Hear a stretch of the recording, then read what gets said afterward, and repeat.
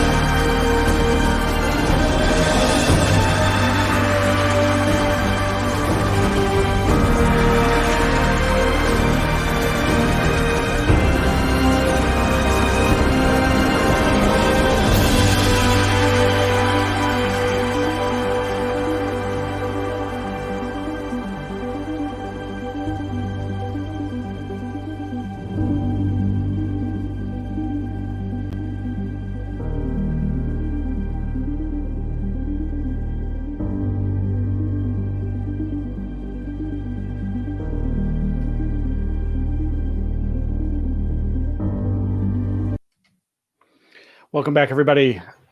Welcome back to continuing lectures today for our sixth and final Streamathon fundraiser for 2020. I'm your host, Smiles Lewis, and I'm the founder of the 501c3 nonprofit Scientific Anomaly Institute, aka the Anomaly Archives. We are so happy to have today a good friend of mine that I have known for a very long time. Susan Lepselter is an associate professor of anthropology. Her research explores the poetics of both popular media and everyday life in contemporary American culture, focusing particularly on captivity narratives, themes of gender and class, and discourses of memory and trauma in American social life.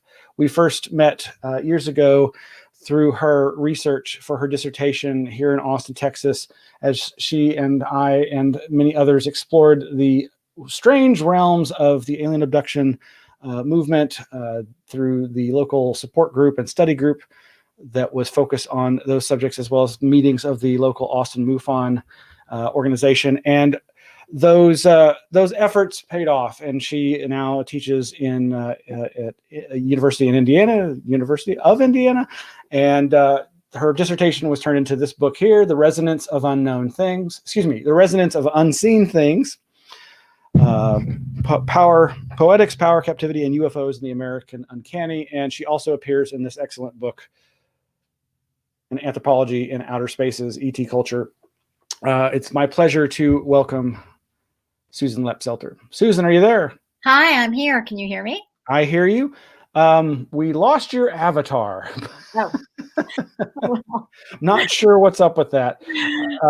Uncanny. Yes, that's uncanny indeed. How are you doing today? I'm fine. How are you doing? Pretty good. We're tooling right along, and looking forward to hearing your talk on dreams. And correct me if I'm wrong, this is one of the classes you're currently teaching, or an aspect of? It is. And first of all, thanks so much for inviting me. I'm so pleased to be able to help a little bit, if I can, to contribute to your amazing project and to the Anomaly Archives. So thanks for having me. All right. So I do teach a class about dreaming around the world. And what I thought I would mostly do today is share selections of different texts that people have written about different cultural traditions of dreaming. So I'm going to be reading from a bunch of different works and letting people kind of get a sense of the great variety of dreaming around the world. All right. Well, I'll leave you to it. Okay, thanks. So hi, everybody. First of all, as I just said, I'm going to be reading from lots of different text selections that I have chosen to put together today. If anybody would like to know more about these texts or to get a bibliography, Smiles has very kindly said that he would deliver a bibliography. So I will, upon request, happily provide a bibliography of anything I have read from or mentioned today. So anyway, I'm Susan Lepselter, and I am really interested in how people dream around the world for several reasons. How different cultures think about dreaming, how they talk about dreaming, how they theorize dreaming, how they interpret their own dreams, and how they dream. All of these are different aspects of experience. And so as you can already see, there's a difference for me between how people have this inner experience of dreaming, which we can't really study or share with each other, in an unmediated way. But then again, culture really comes in with how we narrate our dreams, when the dream goes from the inner experience to this social, circulating, shareable experience of telling a story. And at that point, it becomes thoroughly immersed in culture and becomes really interesting as a way to think about both how we are all universally connected as a species, as human beings who have this biological need to dream, and also is really different depending on our cultural traditions. So all of these different kinds of dream traditions and dream theories that I'm going to mention tell us so much about how people in the world think differently about life and death, about the potential contact with spirit worlds, about whether our inner lives revolve around our ancestors or our immediate families, and really also about how different cultures understand what reality is, because how we approach dreams tells us a lot about how we approach reality. So there's so many different cultural ways to narrate dreams and to understand reality as something that perhaps all cultures understand in a way that we can kind of see collectively as helping us to have a greater, fuller understanding of reality through different cultural perspectives, other belief structures, and other social practices of sharing dream experiences. So this also includes, if I'm thinking about different ways to understand dreams, Western culture, modern Western culture, is also a specific tradition. And so, there's brain science, and of course there's, Freudian and Jungian approaches to dreams. And I'm just going to sort of think of these as aspects of the human experience of dreaming and of dream theorizing. So I'm not going to say that, a Western perspective is better or worse than a non-Western perspective in the readings that I'm doing today. So we all have a brain that is, a human brain. And so we all have dreaming as a shared condition of human life. And I'm going to start out reading something on some recent kind of brain science. But I want to think about this particular reading in a way that isn't really different from the other readings I'm going to do later that go into anthropological studies of dream theorizations in other cultures. But so I want to start with, this is from a book called Why We Sleep, Unlocking the Power of Sleep and Dreams by Matthew Walker. This is a book that was published by Scribner in 2017, and I'm just going to read a small section of this book to start out with. How should we sleep? Humans are not sleeping the way nature intended. The number of sleep bouts, the duration of sleep, and when sleep occurs have all been comprehensively distorted by modernity. Throughout developed nations, most adults currently sleep in a monophasic pattern. That is, we try to take a long single bout of slumber at night, the average duration of which is now less than 7 hours. Visit cultures that are untouched by electricity, and you often see something rather different. Hunter-gatherer tribes, such as the Gabra in northern Kenya or the San people in the Kalahari Desert, whose way of life has changed little over the past thousands of years, sleep in a biphasic pattern. Both these groups take a similarly longer sleep period at night, 7 to 8 hours of time in bed, achieving about 7 hours of sleep, followed by a 30 to 60-minute nap in the afternoon. There's also evidence for a mix of the two sleeping patterns determined by time of year. Pre-industrial tribes such as the Hasda in northern Tanzania or the San of Namibia sleep in a biphasic pattern in the hotter summer months, incorporating a 30 to 40-minute nap at high noon. They then switch to a largely monophasic sleep pattern during the cooler winter months. Even when sleeping in a monophasic pattern, the timing of slumber observed in pre-industrialized cultures is not that of our own. Contorted making. On average, tribespeople will fall asleep 2 to 3 hours after sunset around 9 p.m. Their nighttime sleep bouts will come to an end just prior to or soon after dawn. Have you ever wondered about the meaning of the term midnight? It, of course, means the middle of the night, or more technically, the middle point of the solar cycle. And so it is for the sleep cycle of hunter-gatherer cultures and presumably all those who came before. Now consider our cultural sleep norms. Midnight is no longer the middle of the night. For many of us, midnight is usually the time when we consider checking our email one last time, and we know what happens in the protracted thereafter. Compounding the problem, we do not then sleep any longer into the morning hours to accommodate these later sleep onset times. We cannot. Our circadian biology and the insatiable early morning demands of a post-industrial way of life denies us the sleep we vitally need. At one time, we went to bed in the hours after dusk and woke up with the chickens. Now many of us are still waking up with the chickens, but dusk is simply the time we are finishing up at the office with much of the waking night to go. Moreover, few of us enjoy a full afternoon nap, further contributing to our state of sleep bankruptcy. The practice of biphasic sleep is not cultural in origin, however, it is deeply biological. All humans, irrespective of culture or geographical location, have a genetically hardwired dip in alertness that occurs in the mid-afternoon hours. Observe any post-lunch meeting around a boardroom table, and this fact will become evidently clear. Like puppets whose control strings were let loose, then rapidly pulled taut, heads will start dipping, then quickly snap back upright.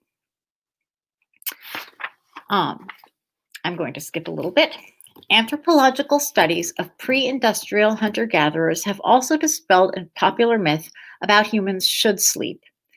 Around the close of the modern era, around late 17th and early 18th centuries, historical texts suggest that Western Europeans would take 2 long bouts of sleep at night, separated by several hours of wakefulness. Nestled in between these twin slabs of sleep, sometimes called first sleep and second sleep, they would read, write, pray, make love, and even socialize.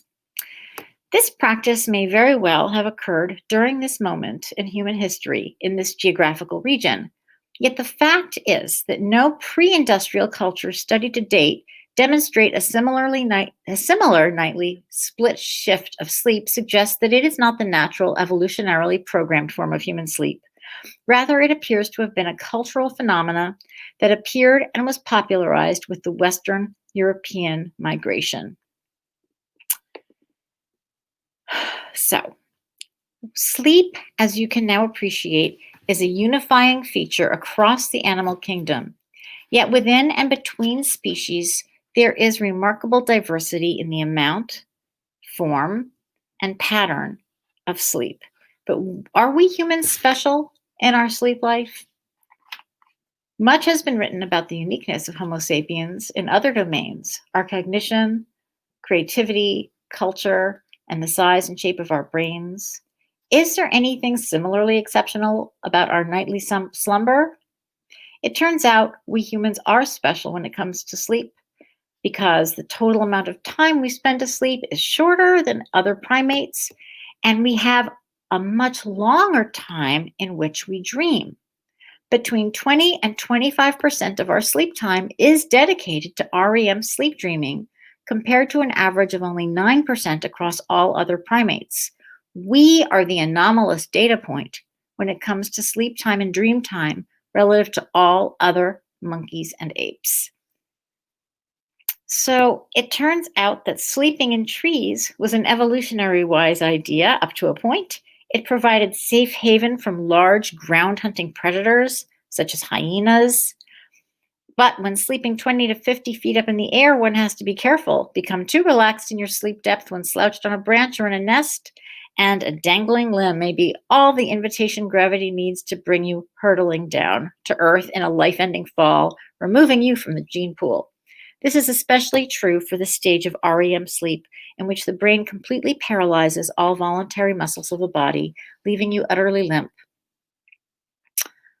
Homo erectus, the predecessor of Homo sapiens, was the first biped walking freely upright on 2 legs. We believe that Homo erectus was also the first dedicated ground sleeper. Shorter arms and an upright stance made tree living and sleeping very unlikely. So, what's interesting here is that we start to see the idea of sleeping as this really kind of human biological shared feature of our brains.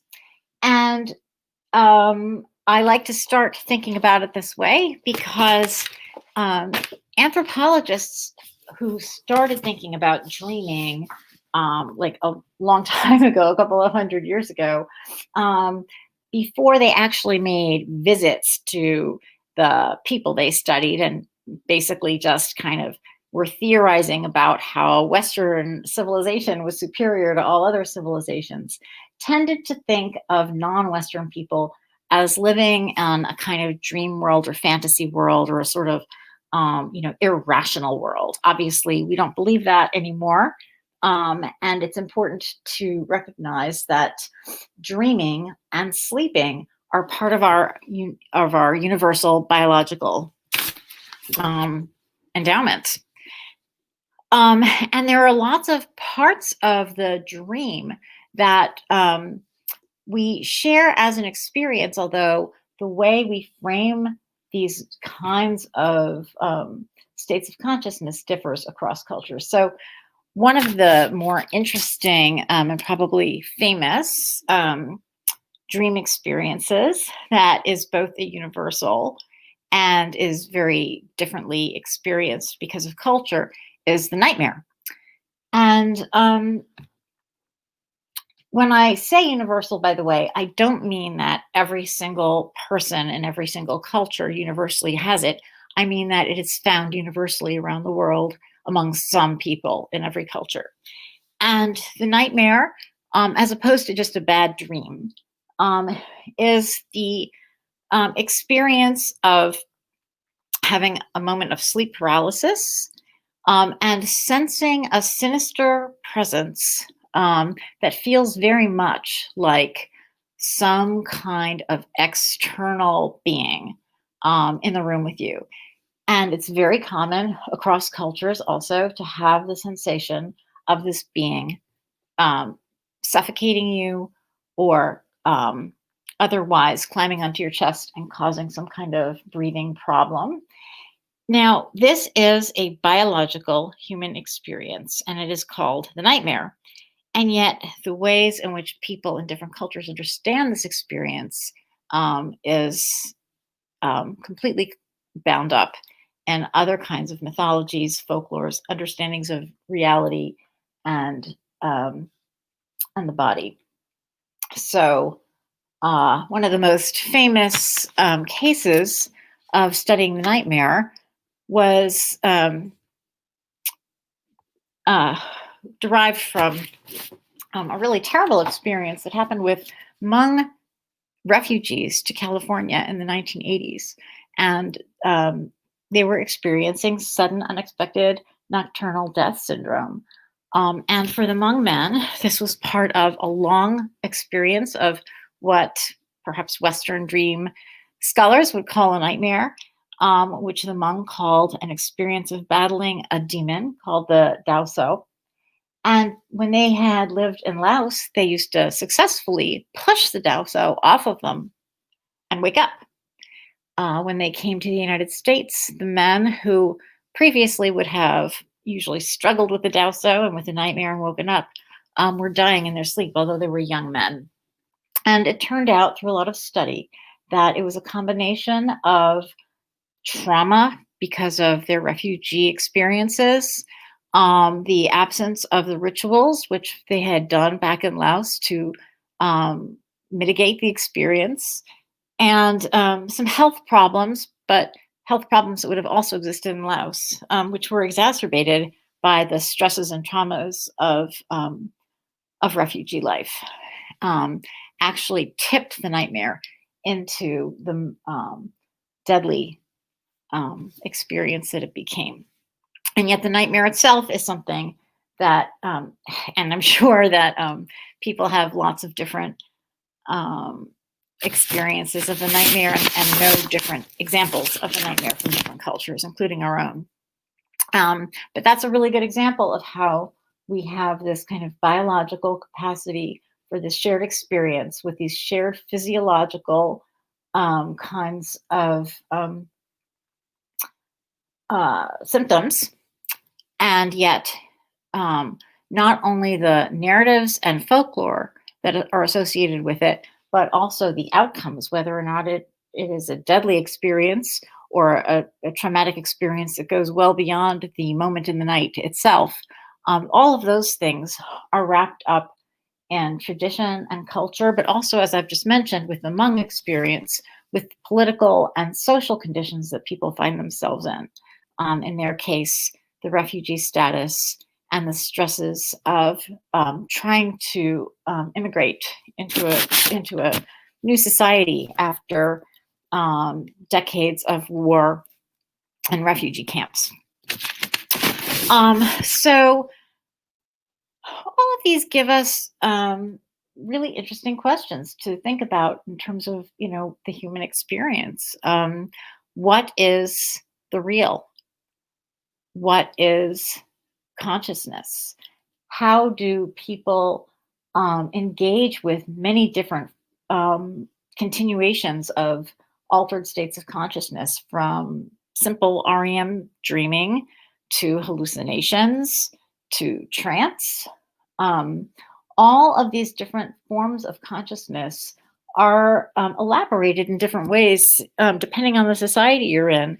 And what's really interesting too is how in so many places dreaming is understood just implicitly as a way that our various altered forms of consciousness can help us engage with the spirit world, the dead, the afterlife, or some other kind of supernatural realm through altered consciousness. So now I'm going to read a segment of an account by a Canadian anthropologist named Roger Lohman, who studied among the Asabano of Papua New Guinea. Let's see. Okay.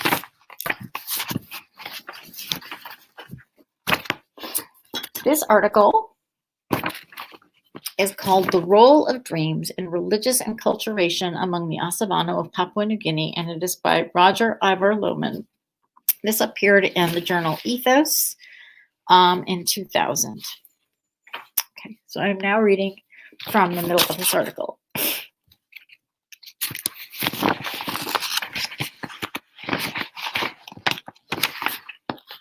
To the Asabano, dreams represent the wanderings and adventures of one's disembodied soul. As real experiences, dreams are a valued source of information. Asabano describe dreams as either actual events directly witnessed or as symbolic messages displayed by other beings.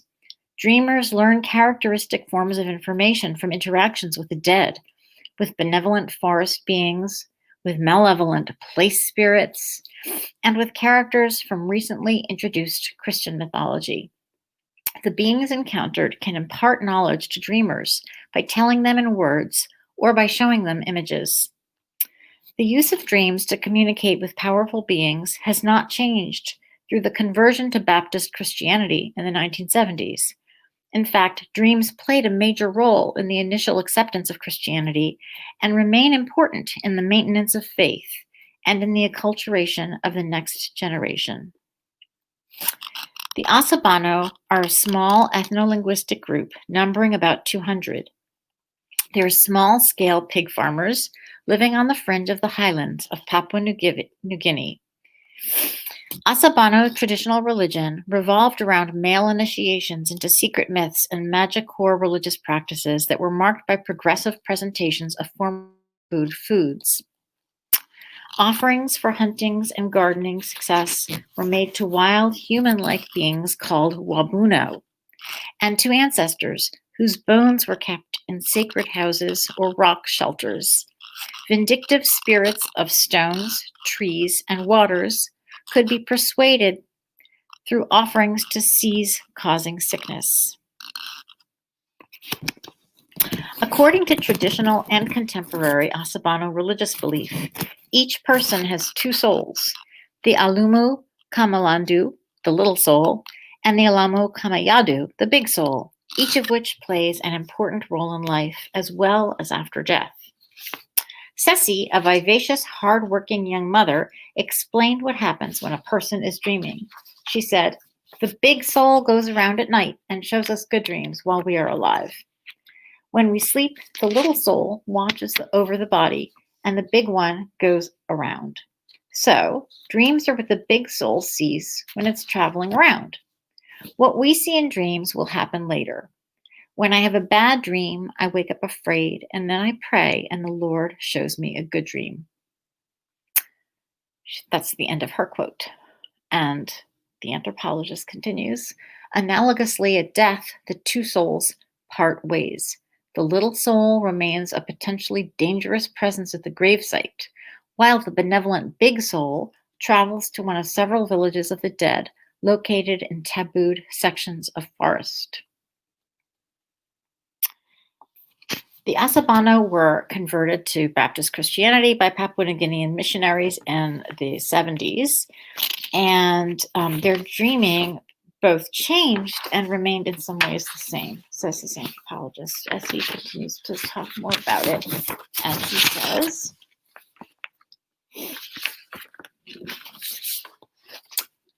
that the Asabano have different types of dreams and different theories of the information they can contain.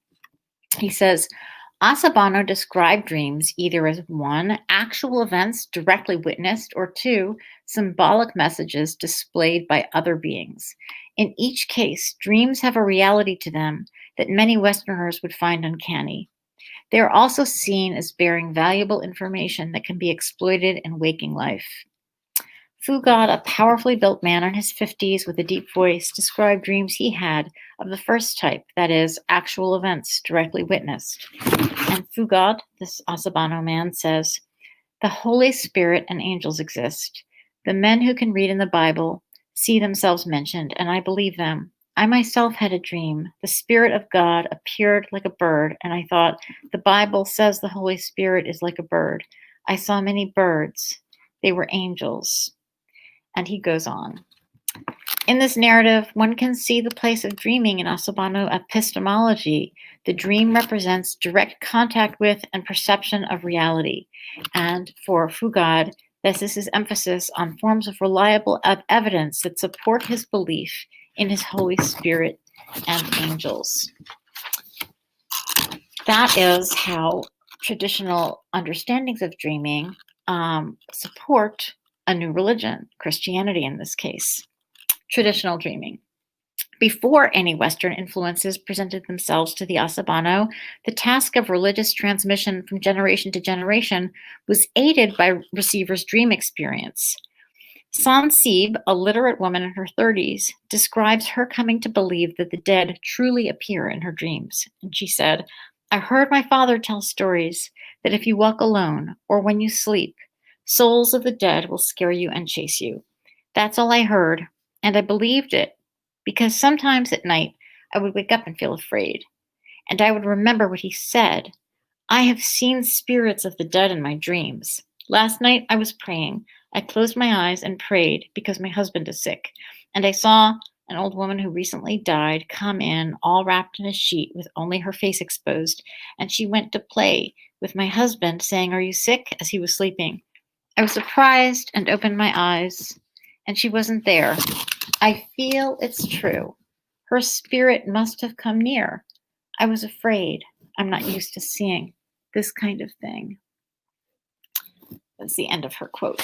So there we see how dreams for the Asabano, according to Lohman, are a form of evidence. They're a way to actually prove contact with either the dead, returning spirits, or with God and with religious figures who are new to Asabano culture, but who are encountered through the same ways that other kinds of spiritual encounters would have happened in the past, that is, through dreams. The next thing I was going to read you is by an anthropologist named Sylvie Poirier, and this is her account of dreaming in Australia. The dreaming in Australia is very famous as a mythical kind of time space where it's like an ongoing connection with the time of ancestors and of mythic creatures that enters into human experience through dreaming and through art and through mythology, and isn't really considered a time that's ended, but that is kind of continues into the present through these sorts of engagements, including actual individual dreaming. So this is Sylvie Poirier talking about dreams and dreaming in the Australian Western Desert. She writes, in anthropological research and literature, the concept of the dreaming, that is, the ancestral order, has assumed such a dominant position that it is surprising that anthropologists have not felt the need to inquire further into its relationship with dreams and the activity of dreaming. And she says, I'm sorry, let me skip. Okay. Even the Aboriginal people I worked with were at first puzzled when I questioned them about their dream experience. Aware that the whites use the same word dreaming to name at once the dream experience and the ancestral realm, which white people call the dreaming, and which the people who she works with call the Tujikurpa, and used to seeing them as more interested in the latter, some thought I had mistaken these two orders of reality. This became clear to me one day when a woman I knew named Napaganka went through the trouble of explaining to me the difference between the dreaming and dreams. Still wanting, however, to satisfy my request of dream stories, she told to tell me a mythical dreaming story in which the heroes have a dream that warn them of a coming danger. At this point, I would like to look more closely into the relationship between the dream realm and the ancestral realm, or at least those dreams that are said to come from the dreaming, the mythical realm, with a capital D for dreaming. In this context, as in the theories of conception, dreams stand out as more as mediating elements between the ancestral and the human orders than as any kind of founding expression. Dreams are conceived of as constituting an intermediate order. Dreams are a space-time of higher receptivity between humans, and then again between humans, the land, and the ancestral order. Dreams are indeed a favored space-time of communication and exchange between humans and the ancestral beings, or between humans and dead relatives.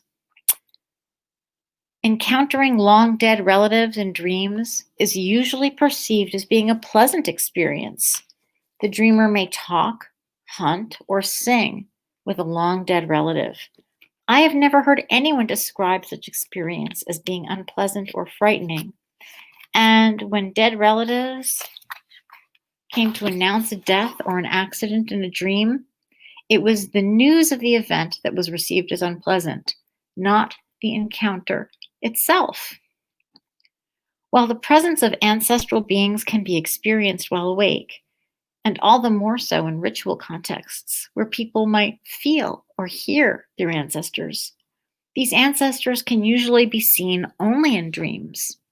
Dream encounters with ancestral beings obviously have a very special value. It's also in dreams that the ancestral beings or dead relatives reveal new mythical or ritual elements to the living. In fact, it is said that all ritual and mythical knowledge was revealed by the ancestors to humans through dreams. This capacity of dreams for revelation and innovation, whereby pre-existing myths and rituals are transformed, also features a definite political dimension, to the extent that more often than not, such dreams seem to validate one's group affiliation to a country and responsibility for it and its associated rituals. So here we have a whole tradition in which dreams are the major conduit between ordinary human experience and learning about rituals and mythology of the ancestors, both mythical creatures and one's own dead ancestors coming through dreams. And again, the experience of dreaming these things is not considered shocking or scary or sinister. And it's also, you should note, very public. It's something that you would share and tell other people because it helps others understand what should be done. Also, she says there's a political dimension to it because it helps you understand your connection to your own group.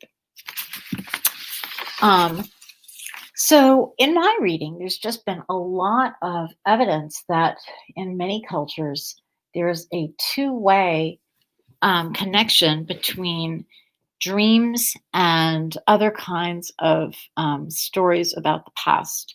And sometimes it seems as if people dream about mythical creatures, but then it also turns out in some of the reading I've done about some people in the Amazon, that you might tell a dream, your dream circulates, and then your dream figures might enter into the mythology. So we don't just have a one-way street between dreaming about mythic creatures. It's also true that your dreams can enter into mythology, and there's a circulation that goes both ways. And this seems like it's a really common part of human experience, is understanding kind of implicitly that some kind of supernatural experience is accessible to us through the states of consciousness that we have during dream, and that these different parts of the self, parts of the spirit that we have that might encounter ancestors, let's say, are only available to us during those states of consciousness that we call dreaming, but that obviously people in other kinds of traditions understand as being just part of the same reality as waking religious life. I'm going to read, I think I have time to read one more piece. So I'm now going to read something that is called The Raramuri Stereotype of Dreams by an anthropologist named William Merrill. And this is from a book called Dreaming, Anthropological and Psychological Interpretations, edited by Barbara Tedlock. And here he says, okay. Between 1977 and 1984, that is William Merrill, collected dream accounts and commentary on the dream experience from over 20 different Raramuri men, residents of the Ejido of Basuhuari, situated in the Sierra Madre Mountains of southwestern Chihuahua, Mexico. Of a sample of 48 dream accounts, exactly half involved threats to the dreamer. The other half, all innocuous, featured such things as visits to friends in distant places, the receipt of unexpected gifts, and the revelation of impending rain or other future events. While my sample is limited, the ratio of threatening to non-threatening dreams is about the same or lower than that recorded from other societies, many of which do not view dreams as negatively as the Raramuri. So he says that in reports from a sample of over 1,000 American dreams, hostile acts by or against the dreamer outnumbered friendly acts by over 2 to 1. In a later study of American college students' dreams, aggressive acts occurred in 457 of the 1,000 dreams in the sample, while friendly acts appeared in 302 of them. So an important conclusion can be drawn from these studies that while the amount and nature of aggression in dreams is remarkably consistent cross-culturally, societies vary in their general attitude towards dreams, from very positive to very negative. The attitude that the members of a society maintain towards dreams cannot be assumed to reflect in a direct and uncomplicated fashion the content of their dreams.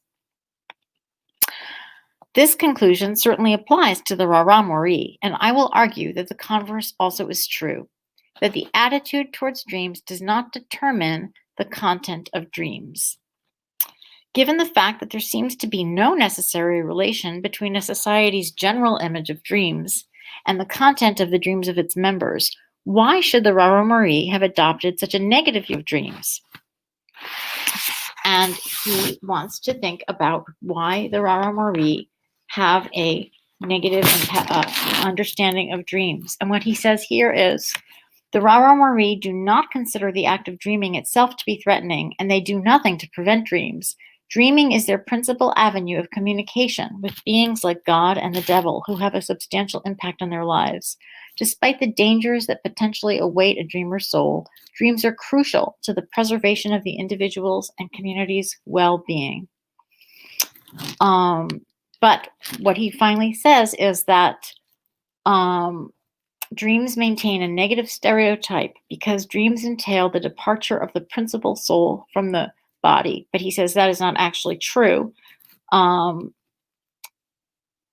that is one possible interpretation. For the Rara dreams are real events. On numerous occasions, people would describe to me quite incredible personal experiences, but fail to mention that the events had taken place in dreams until I asked. This does not mean they don't distinguish between their waking and dreaming lives, but they attribute comparable reality to both. The main difference between dreaming and waking events is that during dreaming, people's souls operate independent of their bodies, while in waking life, they act in conjunction with them. The Rara do not consider dreams to be periods of impaired perception or loss of control. For them, dreaming begins when the large soul wakes up. The verb busurema literally means to open the eyes, but also more figuratively to sober up, to regain health or consciousness, to begin thinking well, to be alert, and to learn. Dreams occur when the soul, primarily responsible for a person's thoughts and actions, is awake and alert. Rara thinking about the reality of dreams ties in with our more basic idea about the ultimate nature of the universe. They distinguish conceptually and lexically among various sorts of things they encounter in the world: water, dirt, sounds, rocks, souls, wood, words, wind, flesh, bone, and so on. But they do not assume that the perceived or conceived diversity of the world can be reduced to a more fundamental level, to an underlying unity or dichotomy such as material or spiritual. They also do not postulate the existence of separate, qualitatively different, and more or less mutually exclusive realms of the universe, like natural versus supernatural, among which communication and interaction are restricted or impossible. For them, the world is decidedly pluralistic, but there is only one world. It's not like it's supernatural or natural, and both waking experience and dreams take place within it. So for these people, there are different kinds of experience of dreams. Some of them are very positive and give you information, and some are very negative and involve a lot of threats.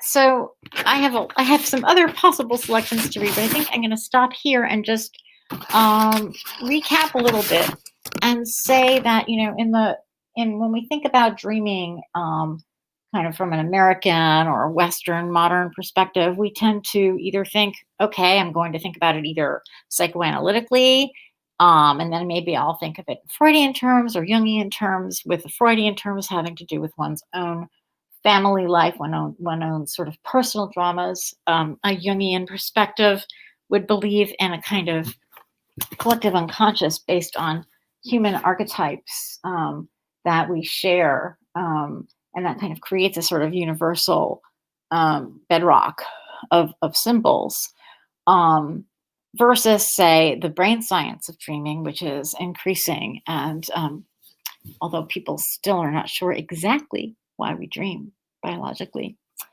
but there are so many other ways to think about dreams as well. And to not just to think about what dreams are or what dreams do in an individual, but how dreams operate socially. How and when do people tell dreams, and to whom?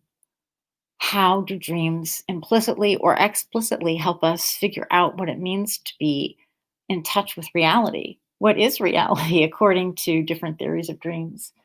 And how many kinds of consciousness does a society elaborate on and allow people to express and to develop?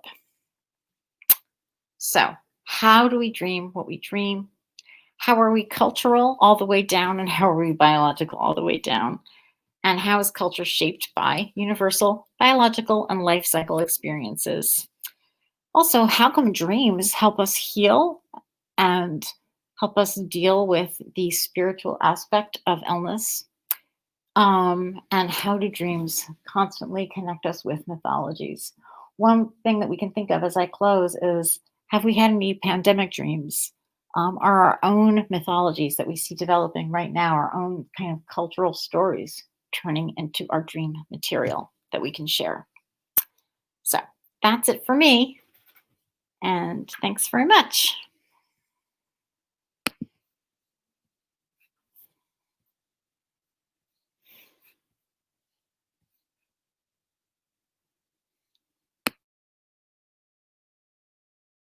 Yep, sorry, my mic was off. Thank you, Susan. Are you still there? Oh, so, hey. Hi. Sorry. Yeah. Well, my assistant and I are fighting over the mute button. We're figuring out on the fly how to work all this. Thank you for that. That's fascinating stuff as usual. And I'm thinking about things I was just talking about to our previous presenter, David Perkins, and this idea of communications with others, whether they're our ancestors or the gods or whatever else, signs and portents or health-related information that seem often to be mediated through the altered state of consciousness of sleep, the dream world, and so many avenues for discussion there. But I wanted to let some of our listeners and viewers interact here. I think this will work. Twee Snyder asks, have there been studies comparing modern siesta cultures like Italy versus modern non-siesta cultures? That's certainly something I've never considered. That's really interesting. And after I answer this, I wanted to just get back to one thing that you said that I forgot to mention. Okay. But I don't know of any. That's such a great question because for anybody who's coming in a little bit later after I started, I began by reading some of Matthew Walker's discussion of how very differently people in different cultures space out their sleep time. And so I don't know of any studies about specific dream cultures that are specifically based around like taking a siesta, but that sort of biphasic sleeping or sleeping in different segments, gets into so many different aspects of culture that it would be interesting to think about that.